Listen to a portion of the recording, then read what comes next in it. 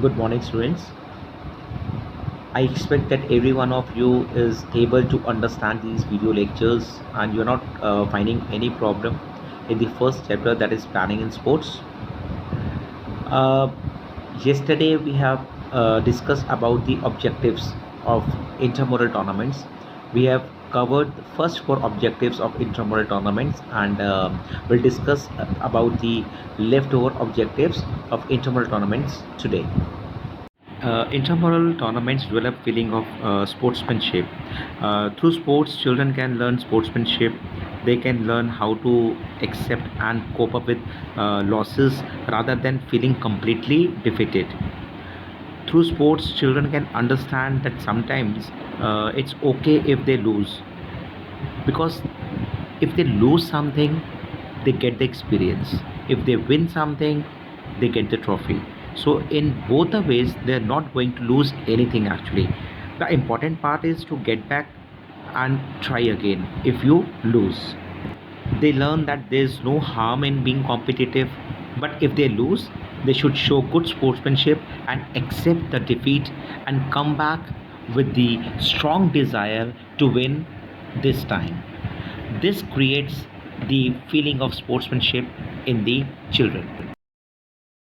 Intramural activities, it also provide additional opportunity for students to learn new games which they might not have been previously aware of.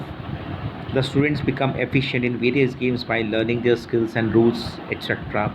They learn about various new skills and work on them to improve themselves. So basically, these are the tournaments in which, if they are not professional or if they are not specialized also, actually basically these tournaments are basically made up for a mature sports persons who are not professional, or those who are not specialized in a particular game or sport.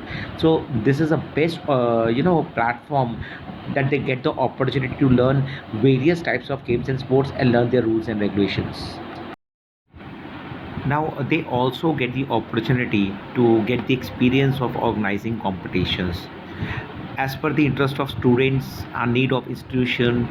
Students can help in conducting the tournament, which gives them good experience of officiating in event management.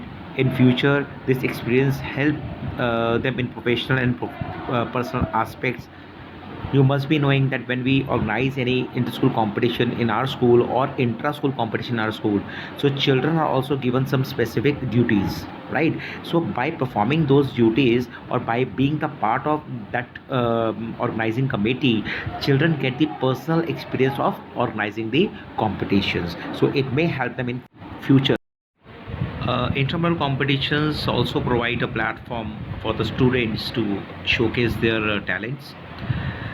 These kinds of competitions help in finding out the hidden talent of sports persons, and it also help in catching them young, at very young age. If they are caught by the coach or by the physical education teacher, they can enhance in the specific sport they have been chosen. Exceptional players get noticed during these events, and they might get the chance to play at higher levels. Now, taking part in sport at school level, it can help in the development of child's self-esteem, their personality, as well as confidence level also.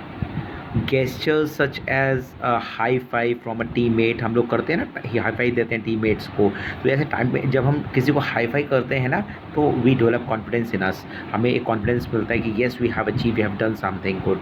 तो a pat on the back, पीछे अगर आपको कोई आपको थपथपा दे इस तरीके से और हैंड शेक करे आपके साथ when the match is over, so you build your confidence in those situations. And also words of praise or encouragement from the coach or other players help building your personality, your self-esteem, which also help them learn to trust their own abilities and push themselves in new projects or in new endeavors in the field of games and sports. So here we are over with the objectives of intramural tournaments. Yesterday we had discussed four objectives, today we have discussed five objectives, so all nine objectives of intramural tournaments have been discussed. I expect that you were able to understand the meaning of these objectives and all the points clearly through this video lecture.